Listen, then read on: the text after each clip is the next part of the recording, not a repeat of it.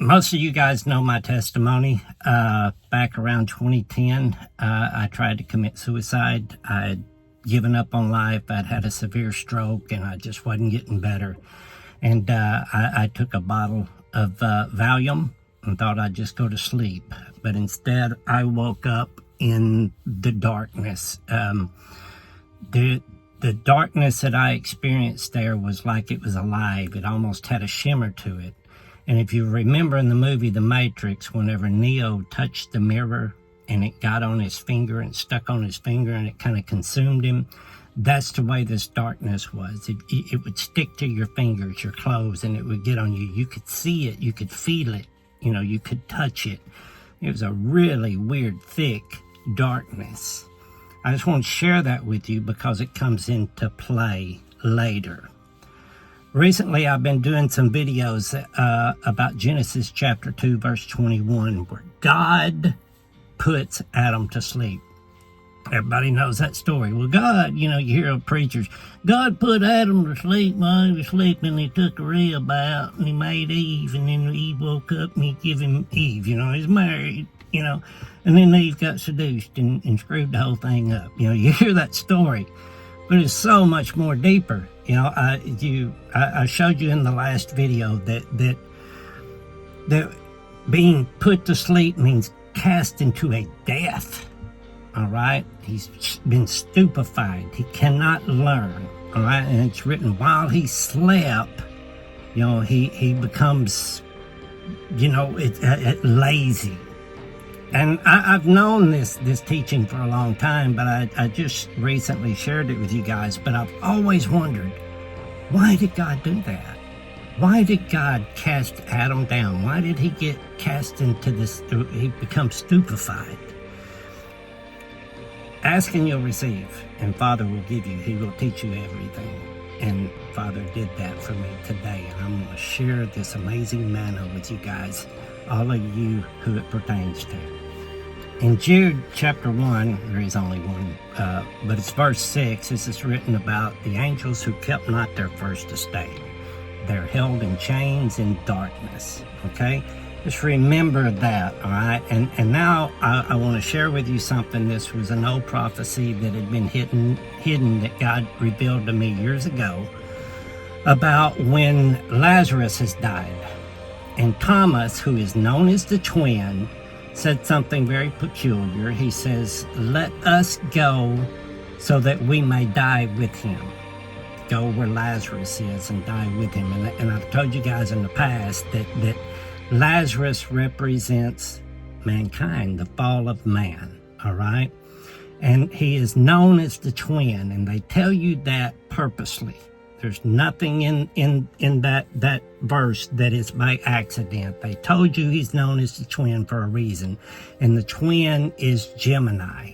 It's telling you about an age, okay?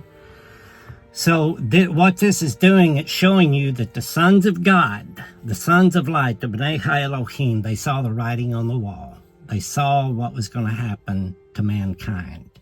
And they said, let us go, so that we can die with them. All right. Remember, I did this video. I did a few videos on it.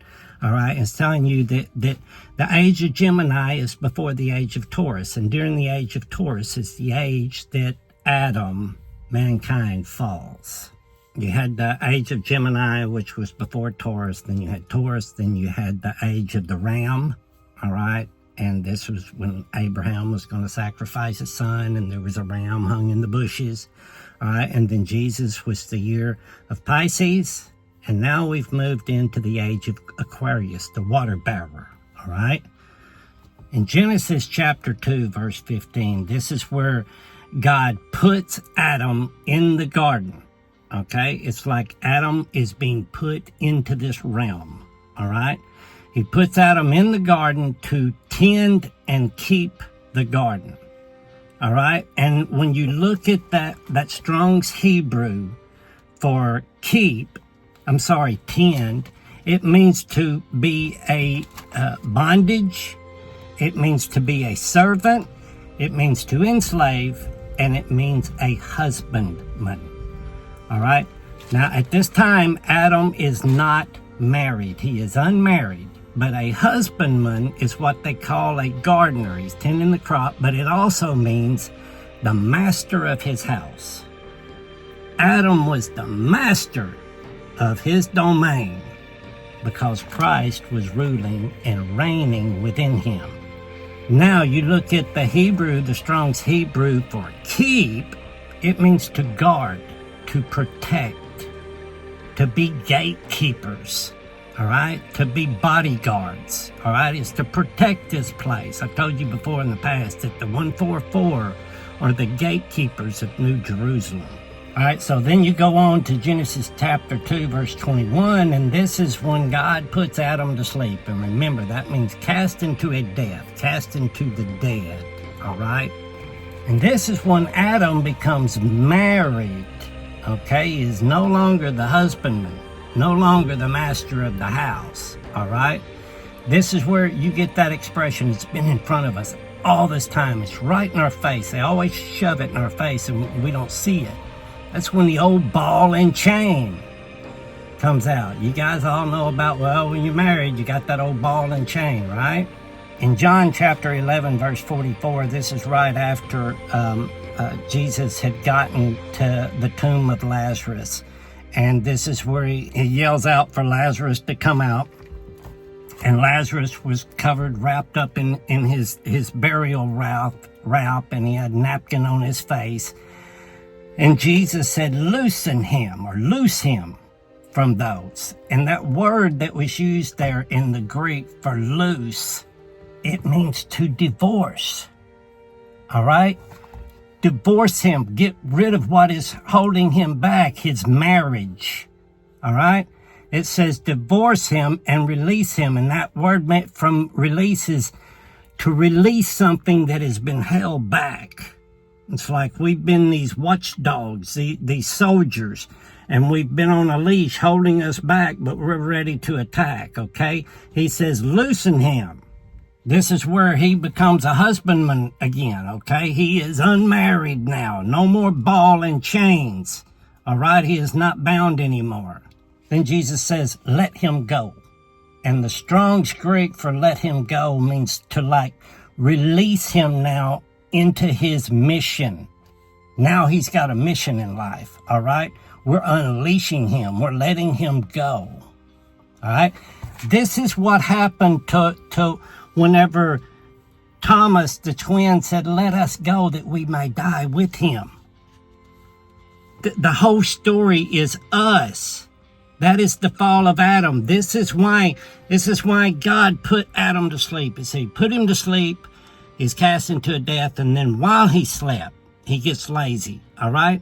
It's like God is lowering us down. He's putting us to sleep gently. He's putting us into this realm, and eventually we get to the point to where we totally forget. We have total amnesia. We have no memory of who we are, okay? This is what we asked for. This is what we volunteered for. In Jude, verse 6, this is where it's written that they've been kept in darkness. All right, and that word for darkness that they use there in the Greek means a darkness that you can see, you can feel it, you can touch it. Just like my testimony, whenever I was in the coma, God was showing me this years ago, back in 2010, before I even knew him. All right, I wrestled with God. I wrestled with God and man in my coma. It's all, God is showing me all this stuff has come to pass. It was something that I would see later and be able to put it all together. All right, but they are in darkness. All right, but it's written they did not keep their first estate. Remember, God put us in the garden to keep and tend the garden. And we didn't watch over it. We didn't keep it because God put us to sleep. All right? This is the whole purpose. I always wondered, why did God do that? Why did he do it? It's because we asked for it. All right? But anyway, it says that they have been in darkness and kept in bondage. Now check out this word for bondage in the Greek that they used. It means to guard or protect. It means to spiritually protect, to guard. All right? This is different from the word that would be like you're in bondage and they're keeping you from escaping.